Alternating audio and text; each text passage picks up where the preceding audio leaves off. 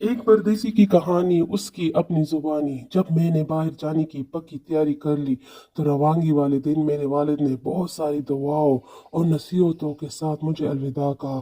परदेस में कामकाज और कमाई मेरी तवक्का के मुताबिक ना थी।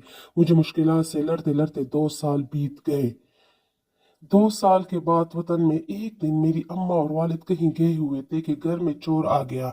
हमारे घर से उसे क्या मिलना था? हमारा एक गत्ता बांधा खड़ा था। चोर वही खोल कर ले गया। 2 दिन बाद चोर हमारे गत्ते को लेकर बाजार बरबरदारी के लिए गया। फल और सब्जी से ज्यादा रश में चोर की तवज्जो कहीं और हुई तो गत्ता चल पड़ा।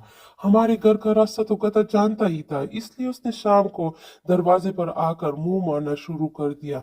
मेरे वालिद ने शोर सुनकर दरवाजा खोला तो सामने अपनी गुमशुदा गते को फल और सब्जियों से लदा पांदा खड़ा देखकर बहुत खुश हुआ।